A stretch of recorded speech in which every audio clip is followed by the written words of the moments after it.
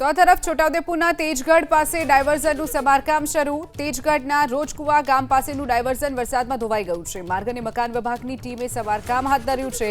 બારજ નદી પરનો bridge તૂટતા diversion પરથી પસાર થતા ભારે વાહનો આ રસ્તો છોટાઉદેપુરને તેજગઢ ડુંગરવાડથી પંચમહાલને જોડે છે।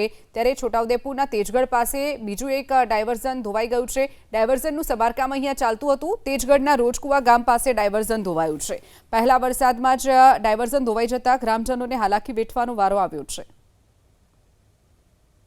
છોટાઉદેપુરના તેજગઢ પાસે આવેલા રોજકુવા ગામે જે વહેલી સવારે પડેલા વરસાદના કારણે ટેમ્પરરી ડાયવર્ઝન હતું તે ધોવાયું હતું। હાલ તંત્રના અધિકારીઓ અહીંયા પહોંચ્યા છે અને આ જે ડાયવર્ઝન છે તેને ટેમ્પરરી રિપેરિંગ કરાવ્યું છે।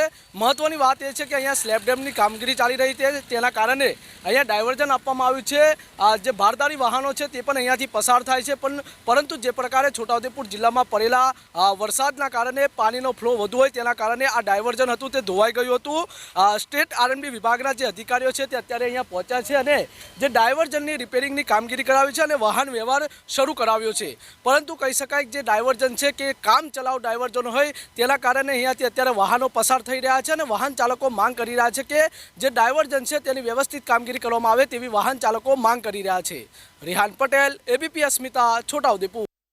ઇમરજન્સી વર્ક હેઠળ સ્ટ્રક્ચરનું કામ જે સ્પાનનું સ્ટ્રક્ચરનું કામ મંજૂર થયેલું હતું જેની કામગીરી પ્રગતિ હેઠળ છે। શોર્ટ પીરિયડની અંદર જોઈએ તો કામગીરી સારી પ્રગતિમાં છે, પરંતુ છોટાઉદેપુર જિલ્લાની અંદર આ એરિયાની અંદર ભારે વરસાદના કારણે ડુંગરાળ વિસ્તારમાંથી એટ એ ટાઈમ વધારે ફ્લોના કારણે પાણી સ્ટેટ વેલોસિટીની અંદર આવતા ડાયવર્ઝનની ઉપરથી પાણી પસાર થતાં ડાયવર્ઝનની અંદર ઉપરનો પોર્શન જે ડબલ્યુબીએમનો પોર્શન હતો એ થોડો વોશ થવા પામેલ હતો, જેનું અત્યારે ડબલ્યુબીએમ તેમજ વેટ મિક્સ નાખીને કામગીરી પૂર્ણ કરવામાં આવી છે અને ટ્રાફિક રાબેતા મુજબ ચાલુ કરવામાં આવે છે। ટેમ્પરરી ડાયવર્ઝન છે, ઇમરજન્સી વર્ક હેઠળ હતું એટલે ટેમ્પરરી ડાયવર્ઝન બનાવવામાં આવેલું હતું અને અત્યારે વિથિન વીકની અંદર સ્લેબ કાસ્ટિંગ કરવામાં આવશે।